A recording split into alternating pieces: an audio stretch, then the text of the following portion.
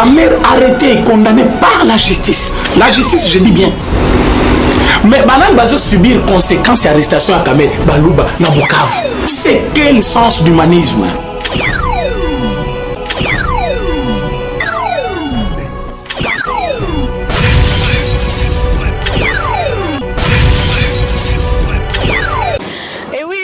Balandi mbote na bino bisika nyonso tu bozwami natondi bino matondi mingi ezali kaka bongo masolo oyo toyelaka bino ya mboka po boyeba ndenge nini makambo ya mboka ekoleka na bengisi bino bosabone na chaîne YouTube oyo ezali bongo na kombo ya Lokito ya Congo. Abonnez-vous massivement, appelez aussi vos proches, vos connaissances pour plus d'abonnements, vous ne serez. Merci de nous faire confiance sans plus tarder. Aujourd'hui, je ne suis pas seule, sans plus tarder. Je dis déjà bonjour Président René. Bonjour maman journaliste.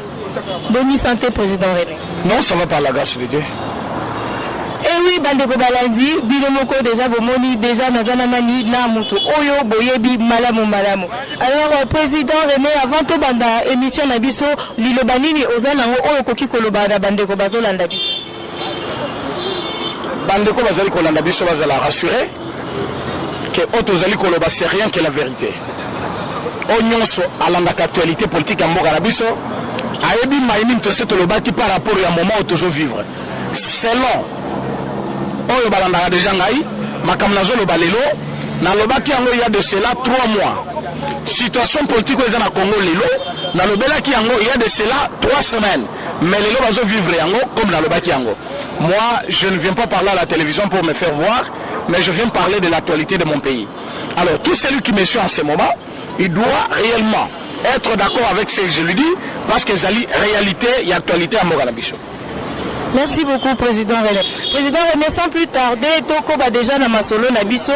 Tomoni, États-Unis a signé protocole d'accord d'un chef de l'État. Donc, Président René, Okoki, Koye Bisabiso Nini. Oui, Président René, Tozoko va déjà dans ma solo Nabiso. Tomoni Bongo, États-Unis a signé un protocole d'accord d'un chef de l'État sur la coopération militaire. Au coquin un peu pour expliquer au Bazola Dabaïba. Ok. Au Bangalelo, chaque Congolais place aux alliés Baké, il y a maintenant une coopération militaire.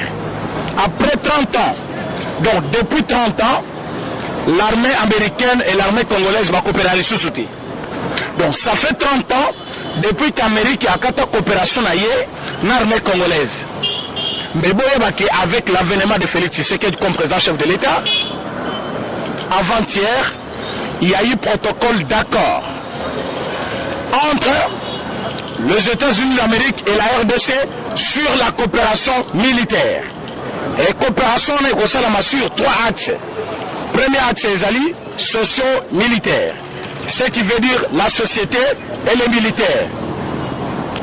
Le peuple congolais,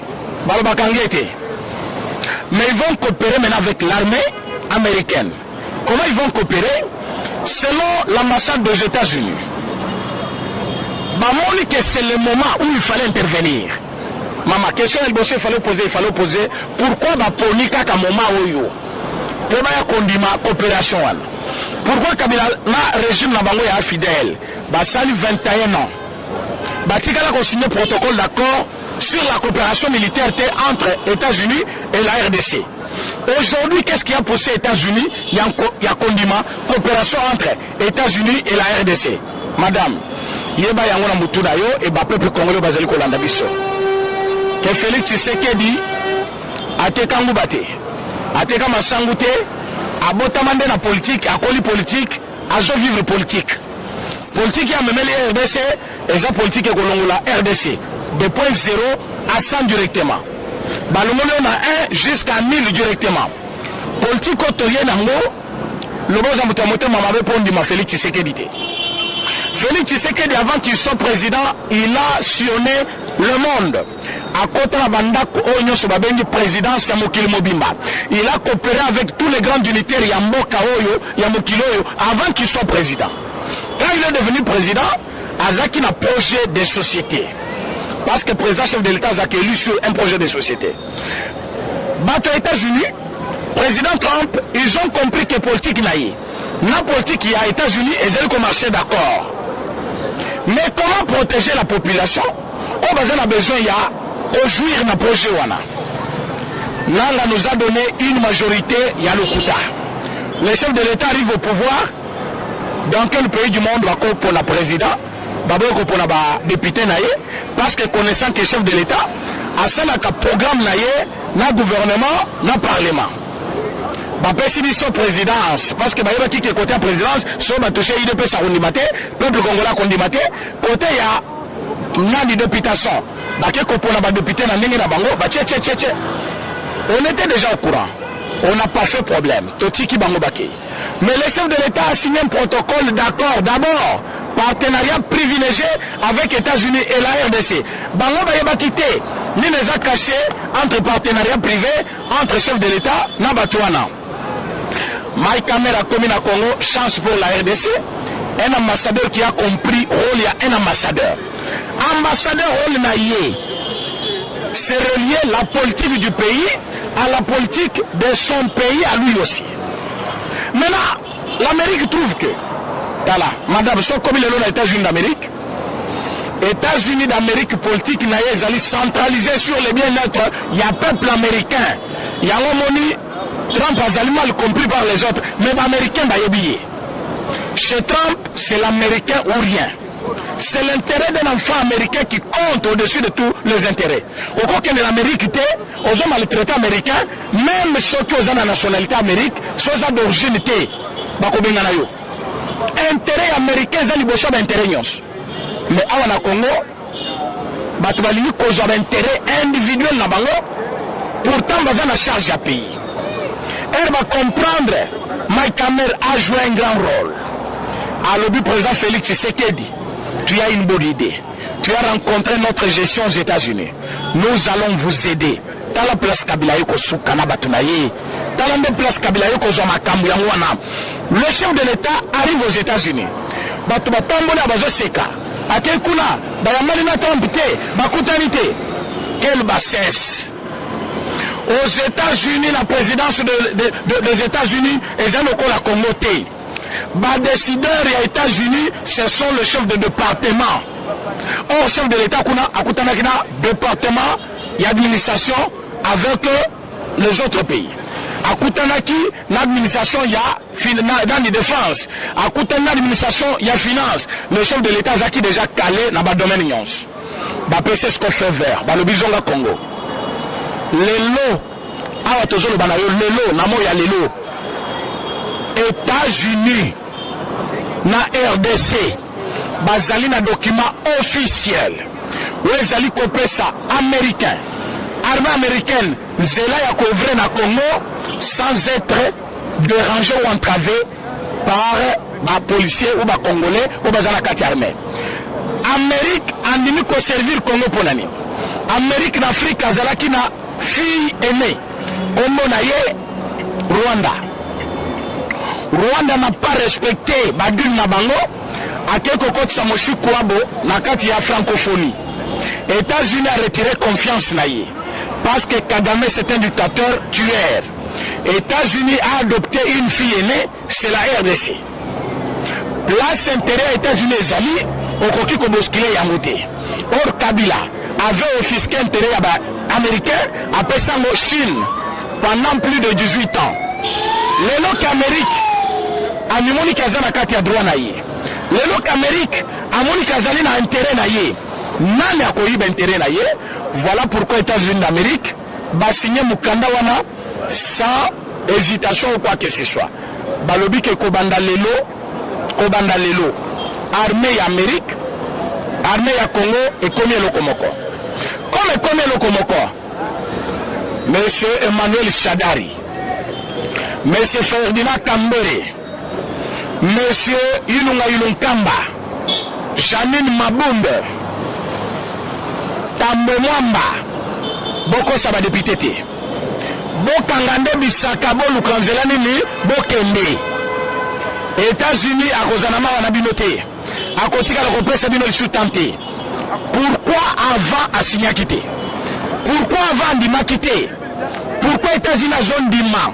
co-signer protocole d'accord kaka na moment oyo. La seule réponse, il va en finir avec vous.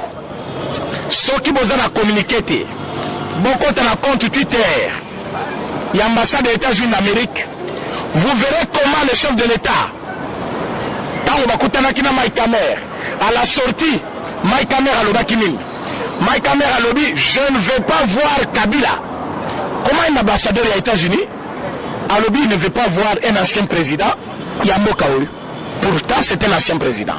Cet ancien président s'est démarqué, s'est fait remarquer plutôt par des tueries, des massacres, manque de respect pour les citoyens qu'il dirigeait et manque d'estimation envers les États-Unis d'Amérique, pourtant la première et la grande puissance mondiale. Maintenant, chef de l'État, Nabiso, président Félix qui a déjà compris la politique, après 6 ans à Batouana, a lobby la politique. Aujourd'hui dans le monde, ils ont déjà révolu, c'est gagnant-gagnant. Moi j'ai les minéraux, vous avez le savoir-faire. Venez chez moi, besoin de minéraux, n'a pas de savoir-faire. Peuple n'a pas gagné. Tous en a diamant, tous en a or, tous en a cuivre, tous en a cobalt. Mais ils ont dit ça va Congolais nini, Congolais de Koufanzal. Ils ont dit ça Congolais nini, moi n'attends qu'à te. Même tu fais des minéraux wana. Mais nous devons exploiter ça et profiter de nos citoyens et profiter de nos Congolais. États-Unis a lobby, je suis partant, gagnant-gagnant. Bazui Chine, Baché Moupanzi. Comme si nous avons Moupanzi, États-Unis a aussi erreur. Parce qu'il y a une moindre erreur, la Chine va remplacer. Mais Chadar n'a pas compris ça. Ferdinand Kamber n'a pas compris ça. Bazali Kokende Koko, ça va député na Bango, Obobangate, Lokoizate. Et Lokoizate. Hier, nous sommes déjà au courant de tout ce qui est en train de se passer. Je vais tout dire ici. Mongo Boni va proposer à chaque député, Namoutoro va proposer Bango. Vous allez entendre ça de ma propre bouche. Toute la vérité, na Kobimisa Yango Lelo, Batubayeba, combien Chadari na Batunaye, na Réunion Yalobi, va prévoir pour passer à chaque député. Lelo na Kingakati, je vous l'annonce déjà d'abord, ce n'est pas un tabou, va couper à chaque député. Marque Moko Yadip TXL, marque Toyota, ils allaient $70,000 Moko. Dip Moko est $70,000. Basé en CFAO. Dip Moko Yadip TXL, plus Mongo $6,000 au bazo pressa à chaque député. Mongo bazo pressa wana. Tokoyeba identité nango, appartenance nango, et outaki pe wapi. Bazo kango pe na kesi nini. Ce qui est que c'est FCC, il faut tomber tout na FCC kelama na année et cotisation na bango ezaka combien et chacun qui cotise mbongo na ya jwa kango wapi toyeba mbongo bazo dépenser na République et wapi. Mais toi député yo motoza na FCC yeba qu'on a déjà signé le protocole d'accord. Armée américaine bayeba kamulayi na mukusi ambutute bango bayebi taille na yo tena couleur politique na yo bango bayebi kaka nde babeta kambuma na nzoto awa bazali koya batanga ndenge koteka nguba te bateka kaka minduki. Soki déjà vous n'êtes pas en mesure de vous préparer pour prendre votre mandat à main, il y aura des possibilités. Possibilité à l'Ebosso, le chef de l'État soit lobby, Bokat Sanangambo Nabiso, à nommer un formateur Moussouté, à identifier directement la majorité et on garde le Parlement. Mais ceux qui vont dire à la Kuna, il va nommer l'informateur. Comme beaucoup de force, traitement n'a pas de mon côté. Et ceux qui alignent nommer l'informateur, à quoi qu'on pense au Parlement. Tout est faisable et possible. Et quand il va le faire, au commissionnaire, na place au catch comme on cash, et cash n'existera plus, tu peux commander union sacrée. Surtout comme union sacrée, vous avez la possibilité de demeurer député, mais avec une leadership, M. Makamouyayeme ici, autorité morale ici, bon, combien on peut qu'on n'a pas un chef de l'État qui a un mandat du peuple. Mais si vous refusez, bon, le niveau fond dans la cannabino, le chef de l'État va user de son prérogative. Oh, le pouvoir est passé à l'article 169. Directement, il va dissoudre le Parlement parce qu'il est arbitre des bons fonctionnements de toutes les institutions de la République. En ce moment-là, il y a un député à FCC, au combien de député FCCT, au commandé Chomel Randako. Exemple Mouké, tous les hauts cadres dignitaires à Mobutu ne font presque rien. Pourquoi? Parce qu'ils se sont entêtés. Ils n'ont pas voulu collaborer avec Kabila Mouzeta Ngakotaki. Félix Tshisekedi n'a pas voulu Bilobo perdre. Il n'est pas passé par dissolution au Parlement. Mais à lobby, bon, nous par quel moyen de conformer l'Union nationale pour faire avancer les choses dans notre République. Il y a un autre député, voilà, c'est le moment. Protocole d'accord, ils ont signé. Pour on a signé ça avant-hier, mais c'est hier qu'on a rendu ça officiel. C'est-à-dire, ambassadeur des États-Unis, plus les corps armés, Batelemi, chef de l'État à Telemi, plus ministre de la Défense à Congo, Batelemi, Basali protocole d'accord. Donc, commandant Lelo, Amérique plus Congo, to commune armée moko. Toza na soda moko a Kofi yeba que États-Unis a continué à 10 000. Et ceux qui soda moko américain a Kofi, boyeba que to rendre pena, ba rebelle union se pour tout nous. Donc c'est ce que je vous donne. Boyeba déjà que nous avons déjà une armée. Boyoka discours du chef de l'État na Goma. Il avait déjà dit. Alors qui je vais doter notre armée d'un armement moderne. Et Tokoza appuyé par nos partenaires des États-Unis. Mais comment chef de l'État le baki dans un discours le leur rendre en officiel nous allons quoi s'entêter donc selon moi madame naïbi que cette coopération est un bien très important pour la population congolaise pour bangonde barozala na Kenya et Kenya na bango et ko profiter na gestion il y a politique na biso et politique maintenant et comme mboka likolo. Merci beaucoup. Bandeko Balandi, na bandi bozali vraiment kolanda biso mingi et puis bozali vraiment kozwa ba réponse ya masolo na bino. Alors président René, okoki ko yebisa peuple oyo bazotala yo nini bakoki vraiment kozela na coopération au peuple akoki ko s'attendre na nini? Opération zali axée sur 4 piliers. Pilier ya liboso ya coopération entre armées, une discussion na bino au sein les lotang Chadar à lobby, bobanga te. Ce qui va me quitter quand on a la mission de force, mission de autre chose. Chadari. Pour le qui sont bakandi, Albert Yuma, tu vas paralyser le pays. Au combi Awa, l'aéroport, babote le cas passeport. Na moi, si moi, je suis 22 ans, 27 ans. Qui était incapable, il y a Kolongolais d'abord, immunité n'a pas la Rokangaï. Alors, comment voulez-vous paralyser le pays? Ceux qui m'ont à moi, si moi, il y a 27 ans, vous êtes incapables, il y a Kolongolaye, la carte aéroport. Aux gens grippés, aucun peut voyager, à qui avion. Alors, armée mobile, au Amérique, Zoya, il y a des vérité, il y a déjà Kanga Sakanayo. Merci beaucoup, président René. Sans plus tarder, moi, on a profité pour la Tunayo, Montuna O et Tunamaki, en fait, Malingi, vraiment, Baeba. Par rapport, il y a un discours au chef de l'État à Outaki Kopesa, Ezalaki à lobby que, par rapport, il y a 100 jours, à lobby que, moyen Misala et Tambola, Malamo Ezalité, parce que, tout a travaillé na bango bazamité mamabe il est bloqué quelque part. Alors est-ce que au coquin un peu comme ko yebisa bandeko o bazolanda biso quand le président dit que il est bloqué quelque part, qui l'a bloqué exactement? Merci. Bandeko batuni mutuna wana soit balanda discours du chef de l'État bienté. Chef de l'État zana mitu kananda kuna efandi awati kuna. Soit le bien commandé monsieur Sikoyo kaka Sikoyo se fawa ezotinda ata pesi mbongo te po mbongo ekoya après. Oh maman chef de l'État maman m'a peut-être les kawaze escorté par l'unité spéciale autozo de la garde républicaine. Moi si na yo mwana na ye jo wana tango tozo la parler du peuple la prestation de serment son fils Azaki Kozonga Europe. Il fallait voir donc le chef de l'État kofanda bien à cause la bien et famille na cause la bien. Timo colonel Congo Ozalaka Congo parce que c'est déjà un président chef de l'État. Mais le chef de l'État Zobunde la banane, petit peuple que nous sommes, le souverain primaire. Le chef de l'État n'a pas dit dans son discours qu'il est bloqué. Il a dit qu'il a remarqué la mauvaise foi. Il y a battu faut gérer naïe. Blocage est causalité. Pour ce blocage des alliés, au moment de la Salan, c'est une façon il y a qu'on la blocage. Donc à qu'on blocage des alliés. Mais au moins il a remarqué ça. Il a fait remarquer aussi la population que bateau yozo mona. Nazama tumabe. To sel ma ponomi na Katia en 2018. Tous les Congolais avaient l'espoir d'un changement. toye kosala eloko babengi coalition oyo ezali stratégie institutionnelle. Ceux qui ont gagné parti des majorités parlementaires aux la présidence cité.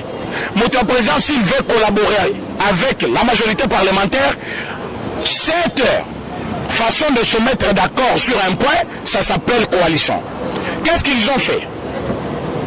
Profiter de la coalition, nous sommes majoritaires partout. Ils ont même déclaré que ça va primature. Oui, primature, ce n'était pas une erreur. Mais chef de l'État, Salaki Bongo, Poacha Bango contre Mire. Oui, que tous ont attaqué déjà la Cour constitutionnelle. Qu'est-ce qu'ils ont fait? Bassengi primature, Bassengi défense, Bassengi finance. Topesi Bango Nyos. On te compte le rôle majoritaire, même DG Bazalebele, ministre Bazalebele. Ils ont tout pris. Dans le Bazunions, Babosali que justice, c'est un ministère de la justice. Or, na babaron na parquet, or na cour constitutionnelle, cour de cassation, conseil d'État, c'est le chef de l'État qui nomme même la haute cour militaire. Quand le chef de l'État a dit qu'on remplaçait ma place, la Soutouki. Baloui le so qui a remplacé Bateau. Justice Mobimba, Yangoy. Or, Bissot Olaki, ministre de la justice. Mais ils étaient incapables. Bayabaki politique na bangoté. Er Sikoyo. Quand il y a un problème, nous on avait déjà une avance. Avant, c'est une chose qui est possibilité de nommer le chef de l'État par la Constitution. Le pouvoir, le chef de l'État a nommé. C'est son plein pouvoir. Comme c'est son plein pouvoir maintenant, blocage des athées. Vous voyez ce qu'on va faire. Le blocage se trouve au niveau du Parlement. La politique exécutive, il y a un pays exécuté par le gouvernement. Mais le gouvernement de notre pays est dirigé par FCC. C'est-à-dire, gouvernement, Assemblée nationale, Sénat, ils composé la partie Mibalé, PPRD, Nabato, qui a AA. Le chef de l'État a remarqué qu'après 2 ans, près de 2 ans, parce que 2 ans, il a quitté, Makambezel Kotamboula Malamouté. Alors, en tant que père de la famille, en tant que chef de l'État, Nakoki Kotikate Moka Ezika, après la Kolobano, tout ça qui est la coalition. C'est le moment que je dois frapper. Il a dit, cette coalition, après 2 ans, est peut s'y congolais le côté. Voilà pourquoi je vais me tourner vers les acteurs politiques majeurs. Pour l'Aïna Bango, pour trouver solution. De Koyokan la place, on a bien. Le col a maintenant lancé consultation. Nakata consultation, il va consulter tout le monde, tous les acteurs majeurs, la jeunesse congolaise, la confession religieuse, tout le monde, pour couper sa maïele. Mais dans la mission nationale, donc on a essayé de pingler la différence. Consultation et alimine, concertation et alimine. Le chef de l'État a lancé concertation T. À lobby consultation. Mais concertation lobby. Concertation, c'est-à-dire une action, il y a tout autour d'une table. Mutuna mutapesi makanisi na ye, menasuka il faut boyokana. So boyokanité et sa concertation. Parce qu'il faut boper sa communiqué final, soit il y a négativité, soit il y a positivité. Oui, ton ligne no kwana, de signer communiqué. Non, ton boye no kwana, de signer communiqué. Ça s'appelle concertation. Mais consultation. Président René Akoyoko Tunayo. Ton ligne to prend un parlement, yo le binin. N'a eu idée. Ton ligne to prend un parlement, yo le binin, on peut idée. À la fin, quand le président Yemokonda Kobima, à l'objet selon l'idée Yandeko, selon l'idée Yamonina Moussous, n'a moni boye, n'a décidé boye. C'est ça la consultation. Et le chef de l'État va consulter Manani. Le chef de l'État va consulter le peuple congolais. Bazalé représenter dans l'instruction, parti politique, dans l'église, dans l'association, dans l'ONG, dans l'État de Nyonso, il y a la République. Oh, Bazali prêt à collaborer avec lui. Maintenant, quand il va accepter de collaborer avec lui, le chef de l'État va prendre opinion à Bango, à Sangisina Oyaye, à jouer décision. Mais décision, chef de l'État, à Sanovaki Yango. Le chef de l'État veut dire quoi? Je ne laisserai aucun engagement politique, aucun accord politique être au-dessus de la Constitution de la République. Ce qui veut dire, accord aux alliés entre FCC Cash et les sous la place cité. Place c'est comme déjà la union sacrée. Or, il va coller des missions, que le chef de l'État a déjà une majorité. Et cette majorité, yangone kosala kembo cannabis eta mola malam. Oh yon sobazana mituna bangoke. FCC zali ko dominer sur le chef de l'État, bamoni que c'est le chef de l'État qui est le chef. Pour na bango encore un appel. Batu yango ezana na libongo. Ce qui est ce bandit kokende. Toko sala. La question. Moi je ne suis pas là pour vous. Hein? Là, non. Je vous dis vrai. Les députés ont formé la bango union sacrée basée par la binokuna. Bango les bailleurs qui m'a toqué la porte. Les députés m'ont dit le mot d'ordre. Token de boy, mot d'ordre. Toujours là. Mais mandat va passer mission et zawa puis maintenant. Maintenant, la fuite au lobiwana. Nengo yoki ne biso beto yoki. Fuite ya liboso. Type TX L. Et la dernière grise, il y en a, il y a Toyota. Bazali compre ça $6 000 à chacun. Nakingakati lelo, ils ont promis à lobby. Maman, ce commis a député pour y réunir, il faut payer ça $6 000. Baper c'est Moutoura, était XL. Moutoura, moi je vous ai dit, ils ont 70 000. Kabila de penser, moi on est mutuellement, mais c'est vrai, n'a pas que l'homme a raté. Bongo yo yibi ba congolais ba jeunesse nyonso bazali ko souffrir o yiba bango bomwana pendant que mutazali ko ka salaire même ya $100 yo kabelozo la na musi ya ba dollar moi si nazo ke ko kaba mongo partout pourtant zaki ko salate na mboka na biso pendant que tu étais président Olive Salam Salam au côté mais en tant que première dame elle pouvait gagner l'argent mais n'a jamais fait de bonnes actions pendant qu'elle était là.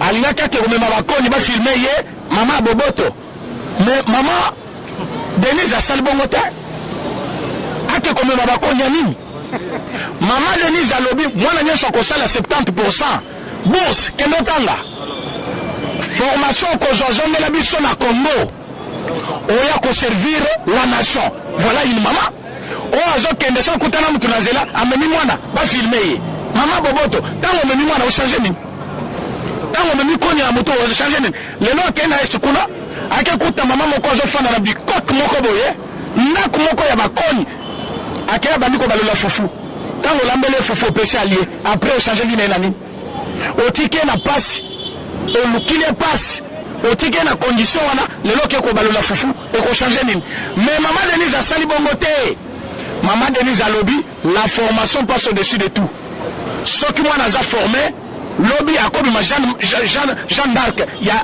RDC. À Kobi Xa Congo, Bana Bassignon Soba Kosala 70%. Bourse, pour que Rotan la poto. Aux zombies, Boyimala Moko, Moussale Bandi, on va servir Congo. C'est ça les actions que nous voulons. Yo somona, moi ça Donald Trump a comme ma bana. Baba Maya, Baba Monazo, Basala Kabaction sociale. Ozo Kembe, Ake comme ma bana, Bakoni, Rochanger, Ake Roto Kamay na Babidona. D'abord, au premier village, le long du 21e siècle, bato bazana eau potable te. Bezo ke ko toka mai ya rivière moko bo salité ko sakana te. Et puis azo ko kende ko mema mai wana pona ko la saboboto, eza boboto te, ezali to ko finga bato wana. Et après 21 ans, ta la place to tikeli bino. Na 21e siècle, na Kinshasa na Congo, na ba commune mususu ya Kinshasa, bato bazo ke ko toka mai na Mabulu. La capitale, il y a le pays le plus puissant de l'Afrique. La RDC, c'est le centre. Ce qui a boyi, Azalina population tessimanaye, Azalina parti à mon unité, Azatana député mon côté. Or, Bissotozana à la recherche et à majorité parlementaire. Donc, lui-même, il est député. Atina suppléant naye parce que Yemoko Ayokasoni. Ce qui a été, il nous a facilité la tâche, il y a Kozaka suppléant naye. À côté Nabiso. Alors, ce qui va te montrer, le mot d'ordre revient au chef de l'État. Le chef de l'État va décider, selon où il y a moni pour avenir du pays, Azali ko consulter pour l'idée, il y a Batumazan la décision à Moutouté à cause de en jeu. C'est lui qui va décider en dernier. Donc, bande consus touana, base à la pesée, le chef de l'État va consulter, même Batuya FCC wana. Mais tu es bien que Bakoboya. Mais naebi eloko celle qui baboya, ezali makila bato babomaki. Ezipi bango misu. Comme Ezipi bango misu, Babo Sanate que to côté na 2020. Félix Tshisekedi avait dit 2020 est l'année de l'action. Batebele au début, batuni biso, wapi action, bon sentir action. Bon, moni depuis début il y a 2020 tilelo. To comme na baction boni. Tunda yaza libanda. Shadari, Makele les sila na télévision depuis baboto le passeport. FCC, ezakalisus na kotate na cour constitutionnelle. Ba remplacer batu asika. Jomi Nombi, libanda nani tango fort, libanda. Vous allez sentir que l'action au chef de l'État lobaki a saleli yango. Et à Otozolo Banabino, accord cash FCC appartient au passé. Ton côté la nouvelle majorité, Otobengi Union sacrée. Réellement, ils ont année de l'action. Et action Yasuke Rosalanini, quand le chef de l'État nomme l'informateur. Imaginez-vous même Plaswana, Baché président René, a qui identifié majorité parlementaire. Mais le même journaliste, c'est Moussala. Donc, bah signé quand ordonnance na Tongo, n'a pas qu'on a bandit qu'on consulter FCC. Na zone le chef de l'État, la même nuit na yebise, to kanina bangote baza partante. To bandi majorité à Sika, alors to tche union sacrée, to nommé nani formateur du gouvernement, ou to ben chef du gouvernement, premier ministre, to formé majorité à Sika. En bref, messieurs députés, quelle que soit tendance na yo, mboke ezali moko ozali député national, ozali na mandat ya peuple. Kobanda lelo yabake accord ya Sika izali signé après 30 ans entre États-Unis et RDC. Accord ezali accord ya Ngubate, accord ya Masangute, ezali accord sur le plan de la coopération militaire. C'est-à-dire makambo bandi, défense ya République, o yon sokocha temina chef de l'État. Makokanga na makasi. Soki nano bakangi ete population aussi sanayi. Alors si tu veux être un député de la République, servir peuple s'en charger. Merci beaucoup. Et oui, Bandeko Balandi, merci beaucoup. Na bandiete, Bossepeli vraiment mingi na émission Oyoyo ezalaki po nabino. J'espère que Boza vraiment satisfait na ba question nabino Oyo Bopozaki. En tout cas vraiment président René Apesibino Biano Oyo Bozalaki vraiment kozela. Na ebi ke botondi sami na esengo makasi bisika Bozali, ezali asukate, ezali pe ya libosote. Boko continuer toujours kozwa ba information au Bozanango Bosenga. Alors encore une fois de plus, abonnez-vous massivement sur YouTube, la chaîne Lokito Ya Congo. Merci beaucoup, ça a été bel et bien un plaisir pour moi de faire cette émission et de tout partager avec vous. Je vous dis déjà merci et au revoir à la prochaine.